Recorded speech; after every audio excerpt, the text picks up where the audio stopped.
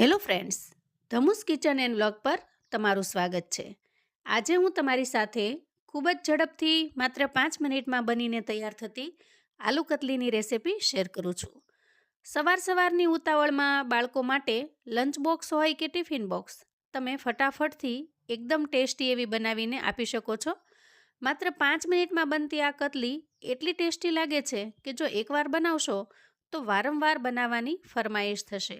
તો ચાલો ઝડપથી રીત જોઈ લઈએ। આજની રેસિપી બનાવવા માટે અહીંયા મેં 500 ગ્રામ જેટલા બટેકા લીધા છે અને એની ઉપરથી છાલ કાઢી એકદમ સરસ ચોખ્ખા કરી લીધા છે। અહીંયા બટેકાની સાઈઝમાં આપણે ખૂબ મોટી સાઈઝના બટેકા ન લેતા આ રીતે મીડિયમ સાઈઝના બટેકા લઈશું।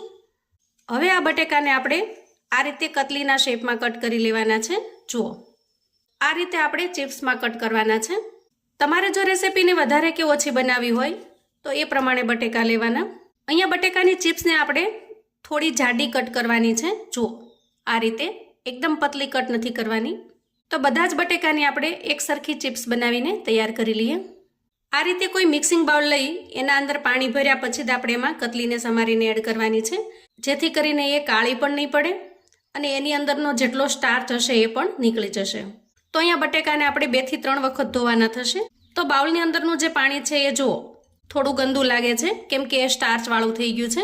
તો અહીંયા ફરીથી આપણે કતલીને એક વખત સારી રીતે ધોઈ લઈએ। અહીંયા આપણે બટેટાનું પાણી ચેન્જ કરી લીધું છે।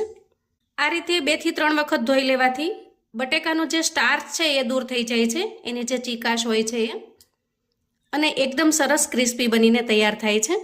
હવે આપણે આમાં થોડું મીઠું એડ કરીશું અને મીઠાને સારી રીતે મિક્સ કરી લઈશું। આમ કરવાથી બટેકા કાળા પણ નહીં પડે અને આપણે જે મીઠું એડ કર્યું છે એની મીઠાશ બટેકાની બધી જ ચિપ્સમાં સારી રીતે ભળી જશે। હવે અંદાજે 1 મિનિટ સુધી આ રીતે મીઠાના પાણીમાં આપણે બટેકાની ચિપ્સને રહેવા દઈએ। અહીંયા મારી પાસે થોડો ટાઈમ હતો એટલે મેં કતલીને 1 મિનિટ સુધી મીઠાના પાણીમાં પલળવા દીધેલી અને આ રીતે આપણે સ્ટેનરમાં કાઢી લઈએ, જેથી કરીને બધું જ પાણી નીચે સ્ટેન થઈ જશે। અને હવે આપણે જઈશું ગેસ તરફ। અહીંયા ગેસ ઓન કરી અને મેં ગેસ પર કડાઈ મૂકી દીધી છે અને એમાં અંદાજે 1 ચમચા જેટલું આપણે તેલ લઈશું। ગરમ થયેલા તેલની અંદર આપણે 1 ચમચી જેટલું જીરું એડ કરીશું અને થોડી ચપટી જેટલી આપણે હિંગ એડ કરીશું। હવે જુઓ, જીરું સારી રીતે સતળાઈ ગયું છે।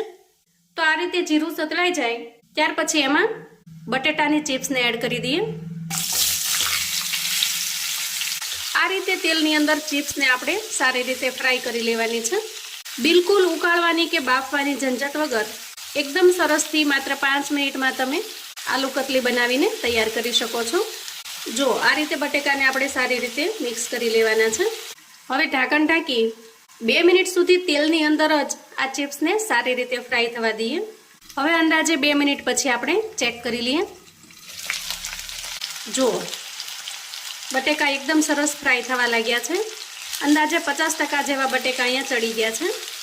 તો મિત્રો અહીંયા ખાસ એ વાતનો ખ્યાલ રાખવાનો કે જ્યારે પણ તમે આ રીતે આલુ કતલી બનાવો તો વાસણ થોડું પોળું લેવાનું અને ખાસ કરીને કોઈ જાડા તળિયાની કડાઈ અથવા તો નોનસ્ટિક પસંદ કરવાની, જેથી કરીને બટેટા નીચે ચોંટી ન જાય અને એકદમ સરસ ક્રિસ્પી બનીને તૈયાર થાય। ફરી આપણે ઢાંકણ ઢાંકીશું અને ફરી 2 મિનિટ માટે બટેકાને સારી રીતે ફ્રાય થવા દઈશું। અહીંયા ગેસની ફ્લેમને આપણે મીડિયમ ટુ હાઈ રાખીશું, જેથી કરીને એકદમ ઝડપથી બટેકાની કતલી છે એ સારી રીતે ચડી જાય છે। ફરી 2 મિનિટ સુધી આપણે થવા દીધા છે અને હવે આપણે ઢાંકણ ખોલી અને ચેક કરી લઈએ। વાહ, જો એકદમ સરસ ક્રિસ્પી થઈ ગયા છે અને સારી રીતે ચડી પણ ગઈ છે। જુઓ, આ સ્ટેજે આપણે મસાલા કરી લઈશું અને ગેસની ફ્લેમને ધીમી કરી લઈશું। સૌથી પહેલાં આપણે સ્વાદ પ્રમાણે મીઠું એડ કરીશું, અડધી ચમચી ધાણા જીરું પાવડર એડ કરીશું, અડધી કરતાં થોડી ઓછી 5 ચમચી જેટલી હળદર એડ કરીશું, 1 ચમચી જેટલું અહીંયા હું લાલ મરચું પાવડર એડ કરું છું। આ મરચું છે એ કાશ્મીરી મરચું છે એટલે એનો કલર ખૂબ સરસ આવશે પણ તીખું નહીં લાગે।